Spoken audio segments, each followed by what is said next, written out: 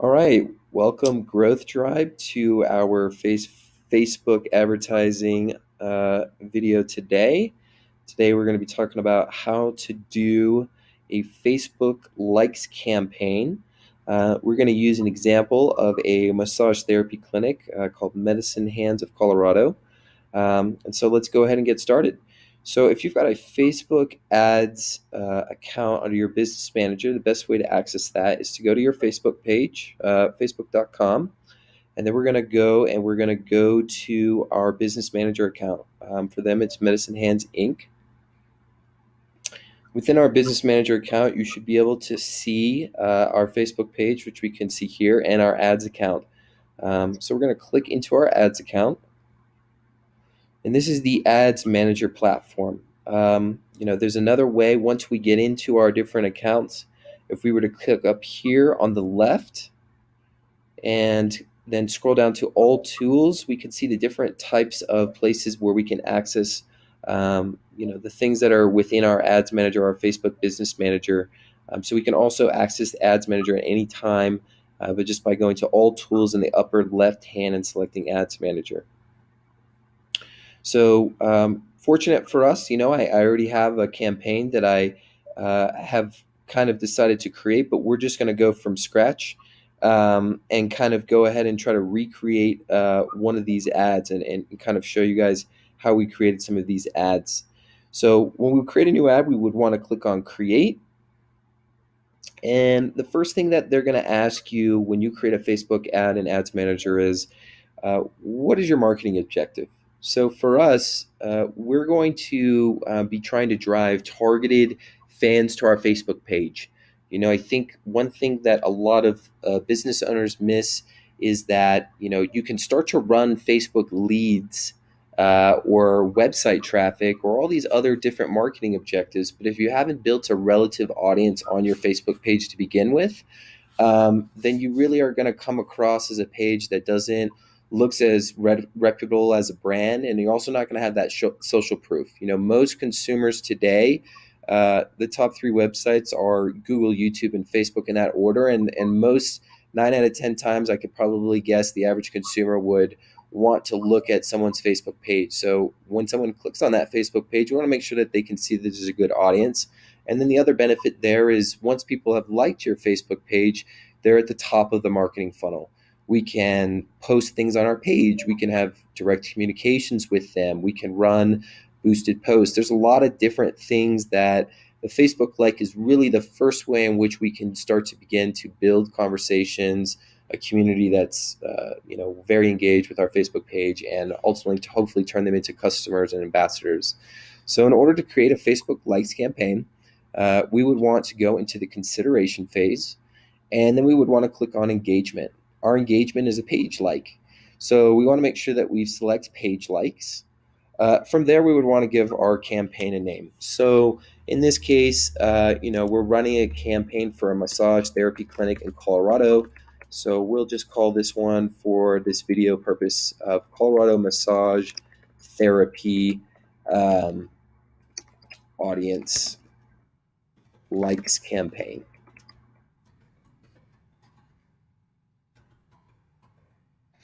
Right now, let's not worry about create split tests and budget optimization. Those are some newer and more advanced features about Facebook. Today, I want to kind of keep things simple and basic, just running a normal Facebook likes campaign.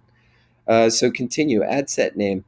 Ad set name is kind of the first way that you should think about a campaign. Campaign is your overall marketing objective. Within that, you have ad sets. That ad set is connected to your Facebook page. So we want to make sure that we've selected our page. If you're like me and you're connected to multiple Facebook pages, an easy way to find it is just to search for it. So here's Medicine Hands. We'll go ahead and select them. We want to give our ad set a name. So, for this ad set specifically, we're going to go target people that like massage therapy in Colorado. And then this is when we start to begin to create an audience. One thing that I see a lot of Facebook campaigns have challenges and failures with is their audience. Audience is probably the first thing and most important thing that you need to have a successful Facebook likes or campaign in general, depending upon your marketing objectives. So we would want to create an audience.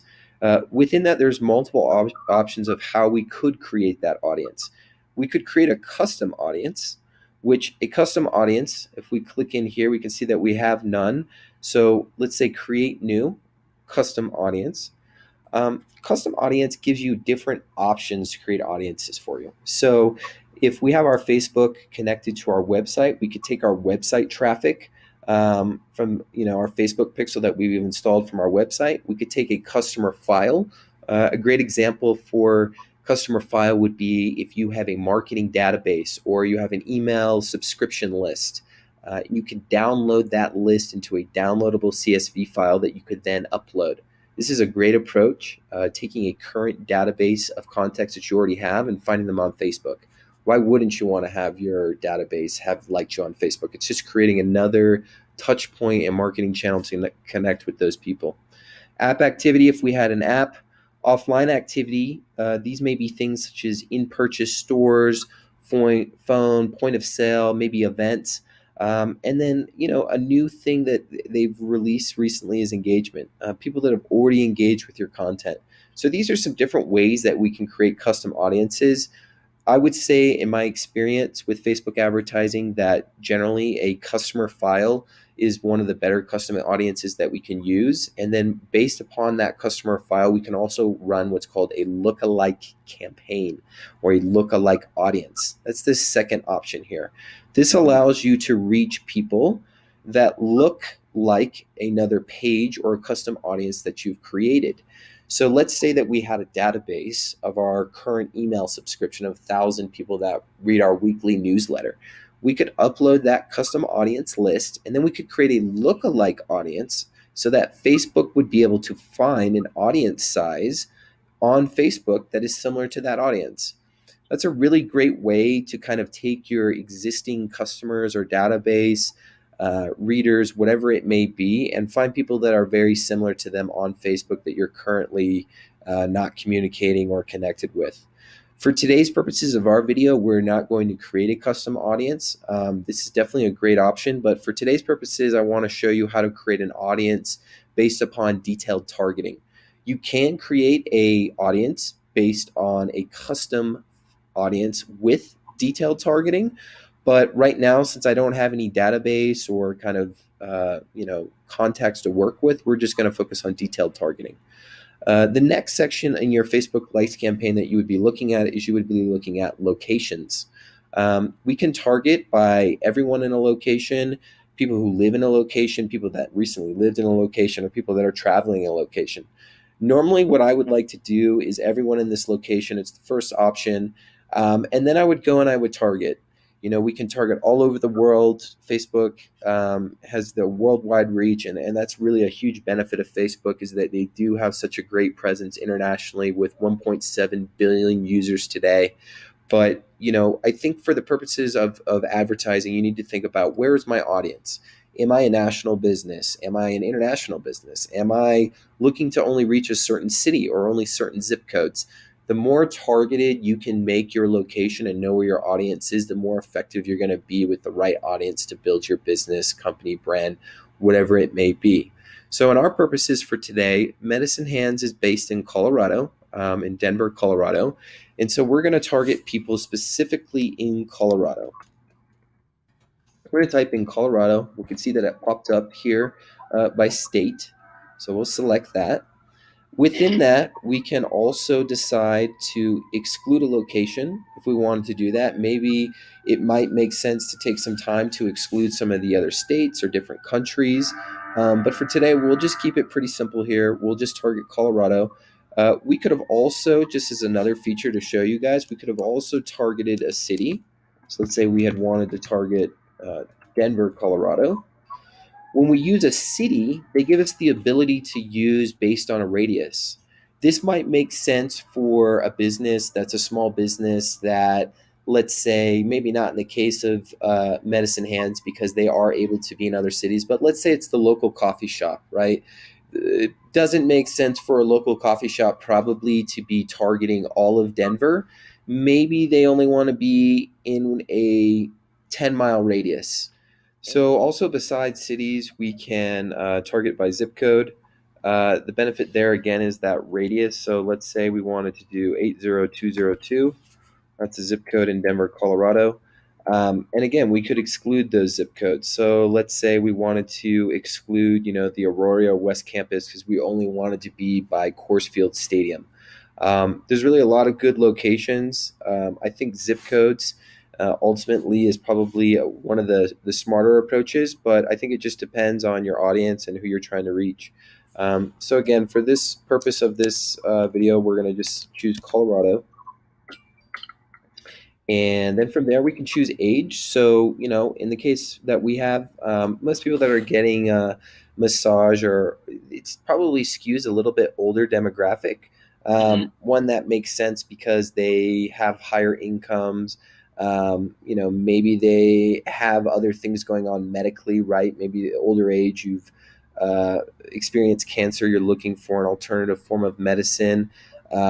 Or maybe you're just have a little bit more disposable income at your hands, or you've read about things. So I don't know if it would make sense for an 18-year-old necessarily for a medical massage clinic. Not to say that we couldn't have an 18-year-old, but since we know our business maybe a little bit better, maybe we could say let's say around college kid that's graduating senior year. Maybe he's considering for his graduation going and getting a massage.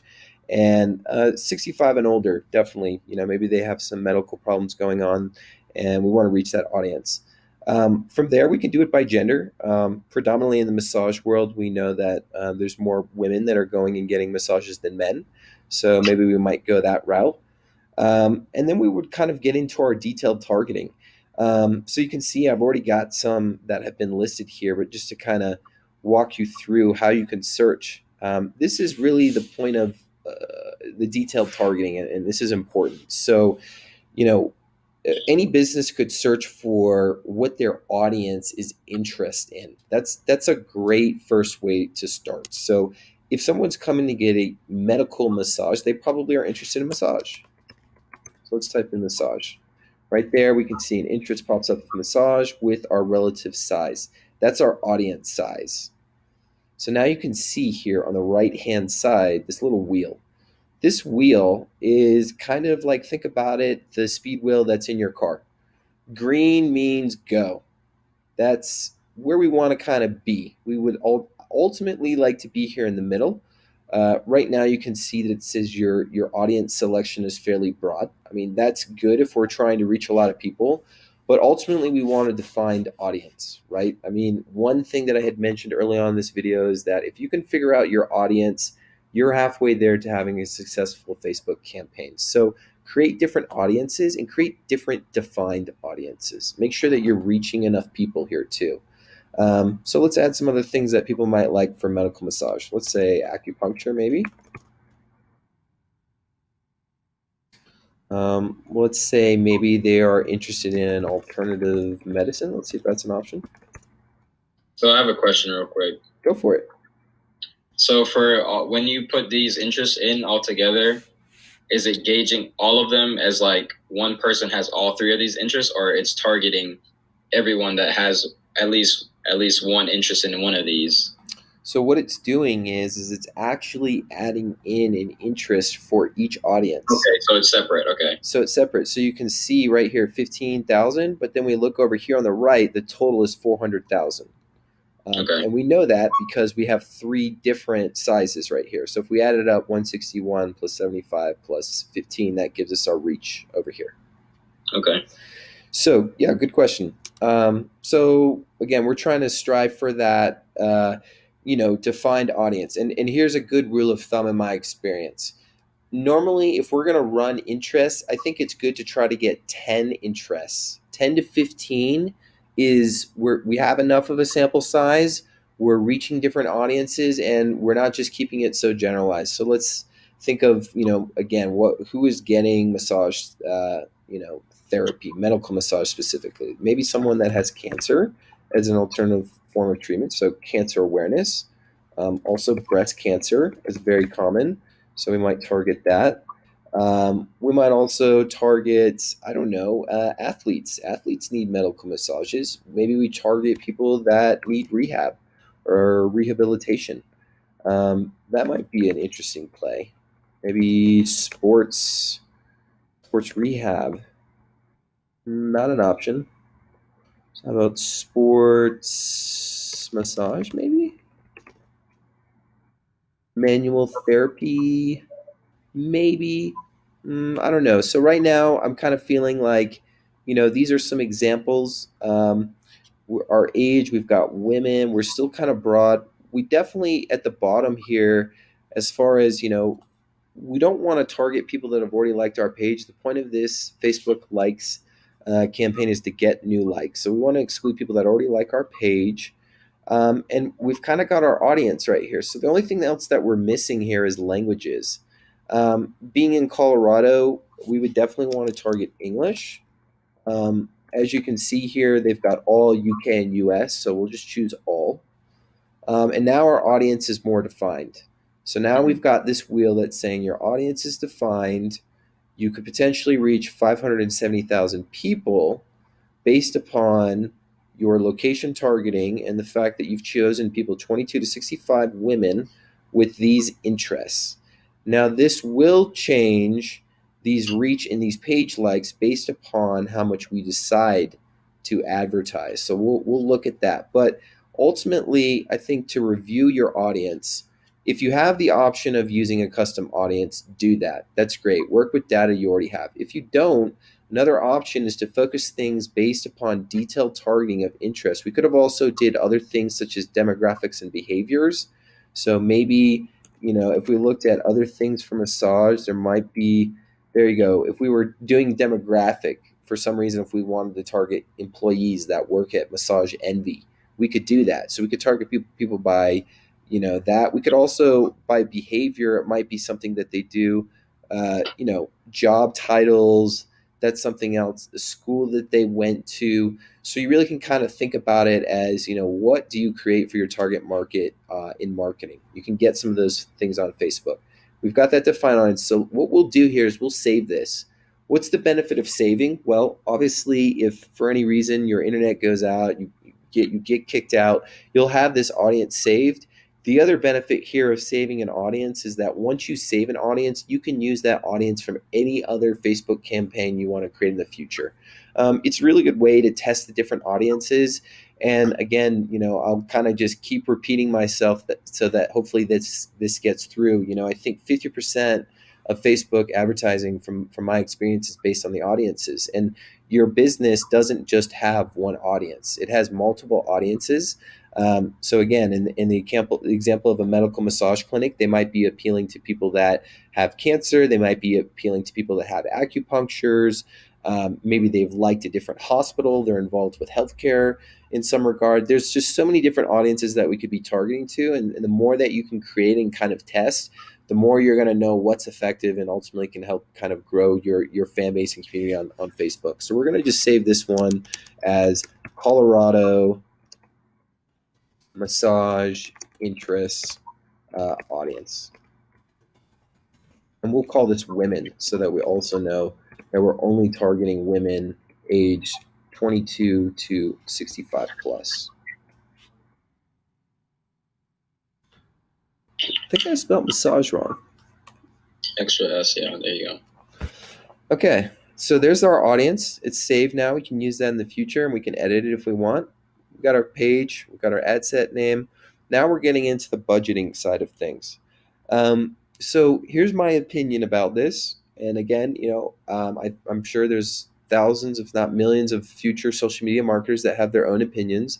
And obviously, Facebook's going to give you what they would think is the best results for you. But as a small business owner, maybe an example of Medicine Hands, when you're just starting to build a Facebook page, I think a good rule of thumb in all of your campaigns or all of your Facebook advertising per month is to have a $500 to $1,000 marketing budget for the month on Facebook advertising. So if we're doing multiple campaigns for Medicine Hands, We don't want to put all $500 potentially into just our likes campaign. We want to maybe take a budget of that. And another good rule of thumb, based on my experience, is that you always want to start small. Learn what's working in your ad sets with your different audiences first. Look to see how your ads are performing and optimize them and start them slow. And then once you've gotten some data and you've given Facebook the opportunity to learn for how your ad is working within the Facebook community, you can start to reinvest more money into what's working. So start slow, innovate like a turtle, and then once you have some data, then you have some stuff to play with. I think a good rule of thumb or best practice is to give yourself at least 2 weeks with any Facebook ad set within a campaign. And the reason I say that is obviously you need to give it enough time for it to collect data. And, Facebook, any given day, it can rapidly change, and you really need to give it time for people to see that ad and collect that data. So, if you're really looking to do Facebook advertising, give yourself that 2 weeks. And then I would say on top of that, you really want to give yourself 3 months with any type of campaign that you do on Facebook. And I think that's one thing that small business owners need to understand, is that Facebook advertising is very successful and it can be very effective, but only after a certain period of time. And in that certain period of time, you need to learn on what's working and why it's working. So, with that being said, we're going to start slow and we're going to adjust our daily budget. You could do it by a lifetime budget, but right now, let's start with daily. And I don't know if what the most recent minimum was. There you go. So it looks like $3. We're not even getting any likes. $4. Okay, so there you go, right there. So anywhere in between $3 to $4 is our bare minimum. So, again, it could be based on our audience size, but maybe as a good rule of thumb, as a small business owner, again, or a company for any matter, you want to have at least $4 every day for a Facebook likes campaign. You're just not going to reach enough people. So we can kind of play with the numbers here. So we can see again, potentially we could reach 570,000 people based on that audience that we created. But if we only paid $4, we're only going to reach every day 152 to 646 people, and we would potentially get 4 to 25 likes. Maybe we want to be a little bit more aggressive and do $10 a day.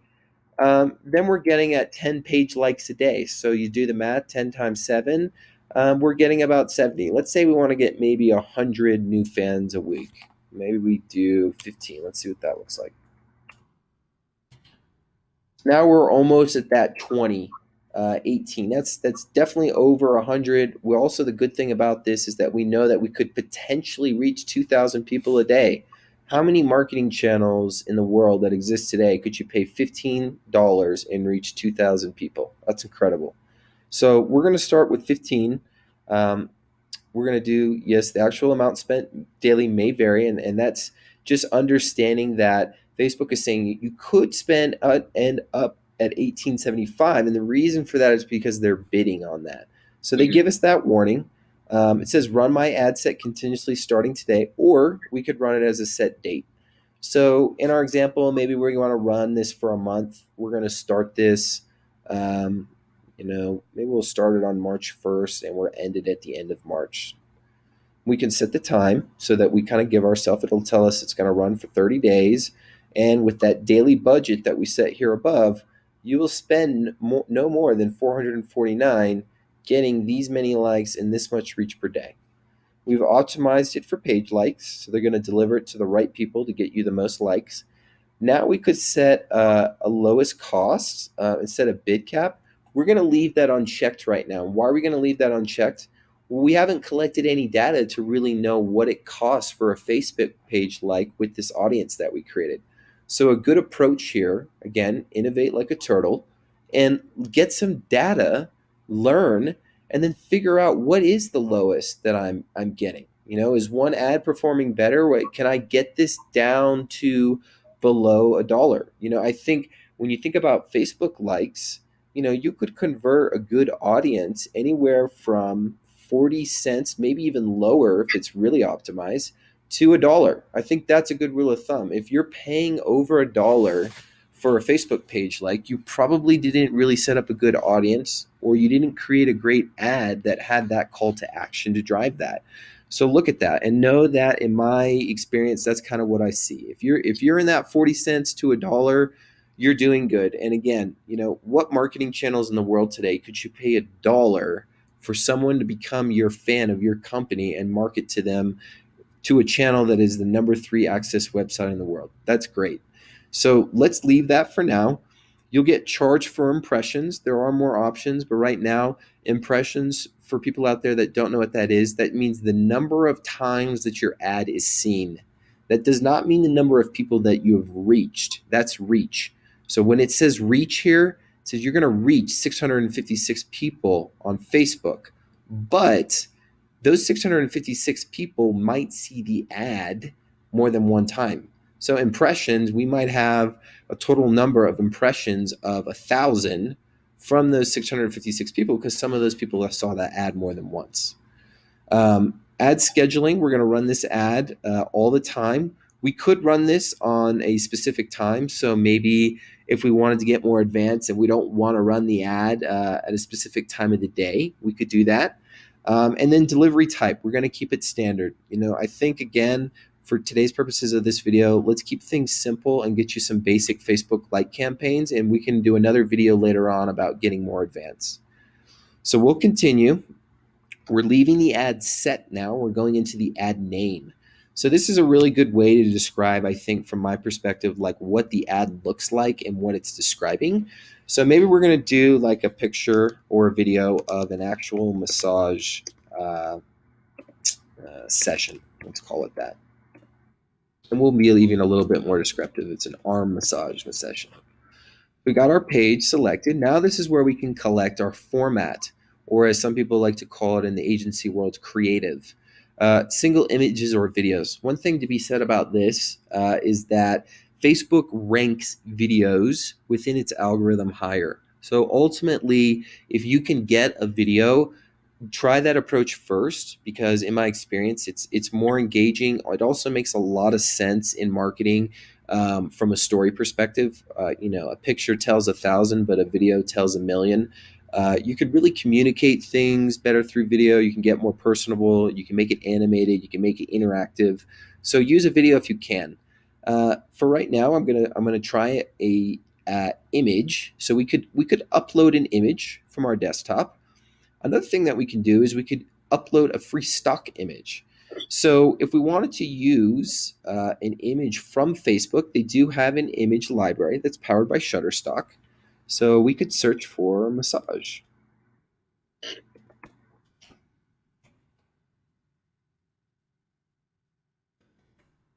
Nothing came up. So maybe we want to search for our audience. Some of them have cancer. Let's see if that's relative, maybe. If there's any type of treatment there. Maybe not that relative either. So another thing that we could do is we could pull it maybe from our Instagram, or we could even pull it from our Facebook page. Maybe there's a cool picture that we have on our page. Okay, here we go. So we've got some kind of different options for things that we've posted.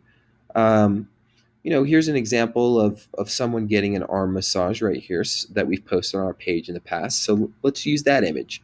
It will give you kind of a preview of what that image looks like. You can create up to 6 ads with unique images. So, one thing I would say is it's always good practice to create multiple ads, right? We need to understand, the 50% of it's the audience and the targeting and the budget. But from there, the other 50% is the image.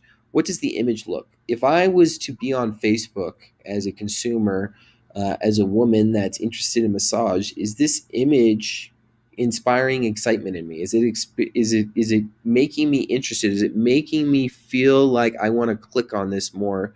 And do I even know what this image is about? So use something that's appealing, maybe interesting.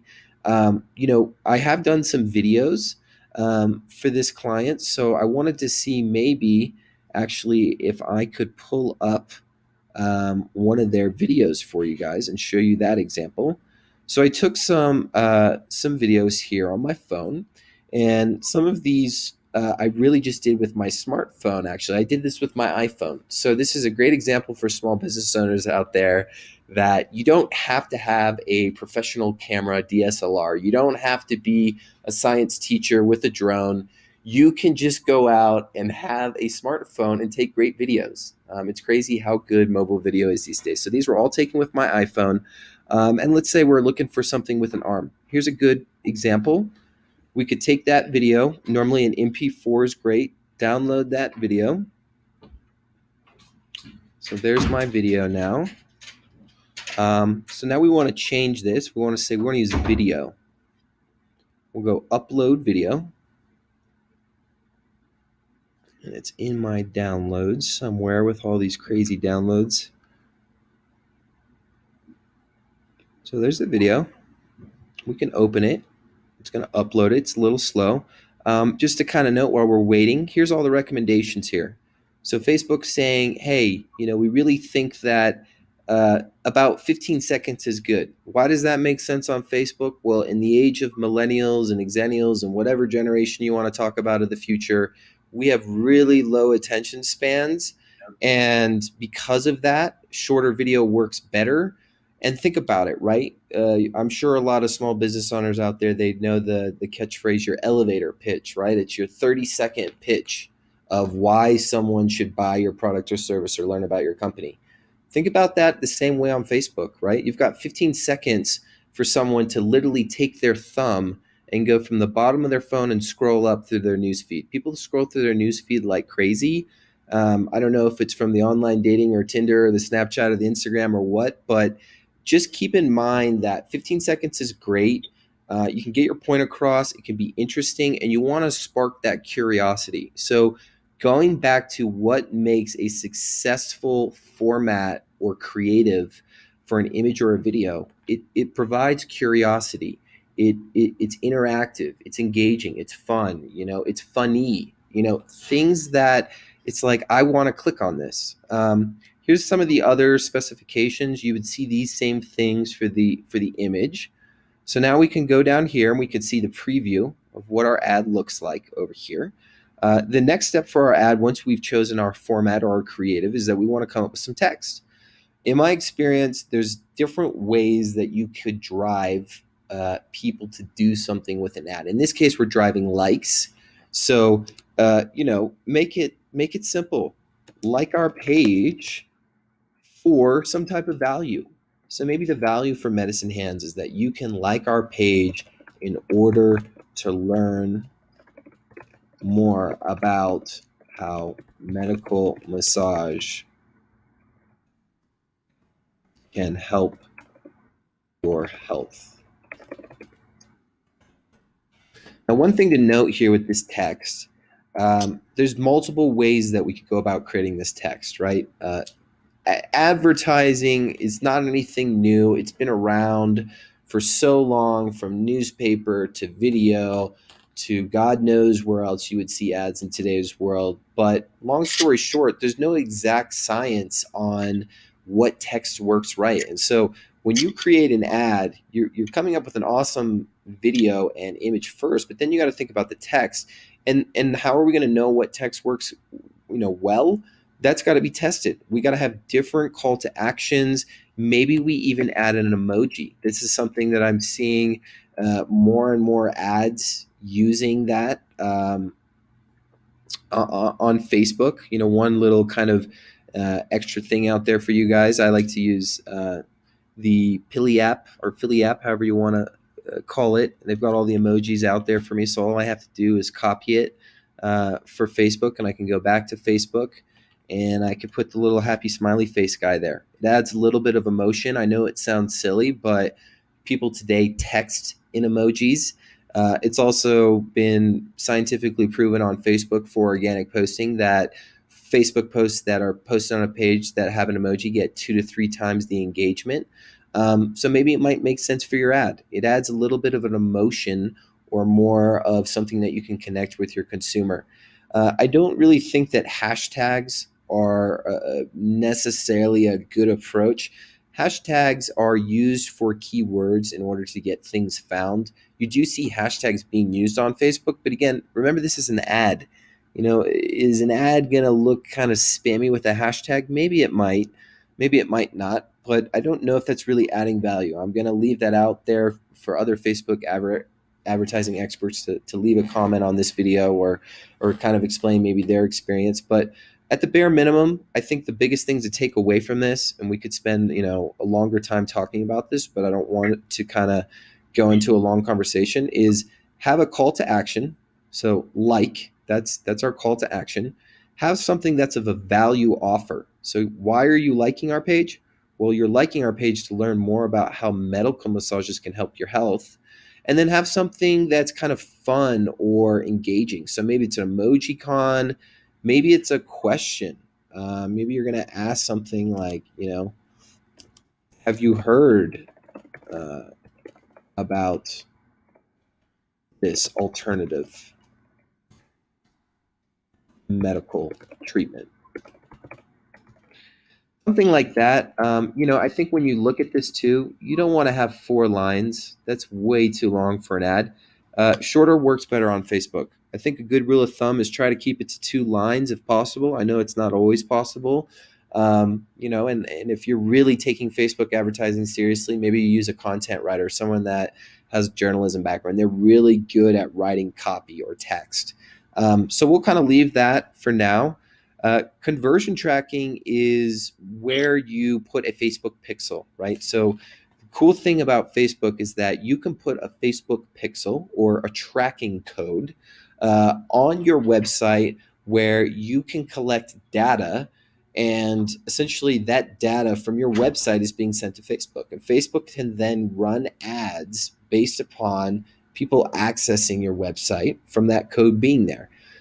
You should always try to implement this for your website if you have a website, because as we'll talk about later on in other future Facebook advertising videos, you can do something that's called retargeting. Retargeting is the concept that you can target people that have accessed your website on Facebook. So if they never went to your Facebook page, but they went to your website, we could advertise to them because they've landed on your website and we have that Facebook pixel tracking code implemented. If you guys need to figure out how to do that, there's a pretty easy place on Facebook. Maybe we might even do a video for people that are enjoying these videos or think this is educational. It's better that way. But you can just type in how to implement a Facebook pixel, and it's on Facebook's settings. It's really just implementing a code on your back end. For you coders out there, this is really easy. Any developers, it's kind of 101. And even for you WordPress users out there, there's now a Facebook plugin that you can install on your WordPress website, and they'll do the hard work for you. For anyone else out there, you have to implement this code on every single page. And you should have it on every single page because you want to know where people are landing on your website and be able to advertise them. So if you have any questions there about the Facebook pixel code, do a quick Google search or feel free to leave a comment on the video and we'll try to help you out as best as we can. Offline events, these might be other things that we kind of mentioned earlier on, like coming into a brick and mortar store, a point of sale system, something like that. We're not going to worry about that right now. And we're just going to have that default offline setting kind of set there. So at this point, I think it's always a good rule of thumb maybe to just kind of review it. It puts everything in a summary. So our campaign name is Colorado Massage Therapy Audience Likes Campaign. So we know that we're targeting location is Colorado for our massage therapy service audience that people are interested in, and we're driving a likes campaign. And we know that we're driving that likes because that's our marketing objective. From there, we see our ad set name. We targeted it again for Colorado in all of the Facebook feed ads placement. We are doing a $15 day budget from March 1st to the end of the month. We're going to do optimize for page likes. We're going to do automatic bidding, and we're going to pay for impressions. From there, we can see our ad name. We can see the name of the ad, the text, and the video. And that's everything that we would need. So then we would just click confirm.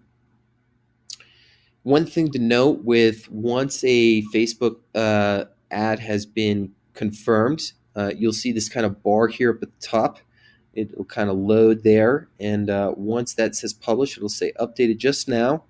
And then from there, we can see that that campaign now is within our campaigns that we have, and that it's active. This blue over on the right means that it's active.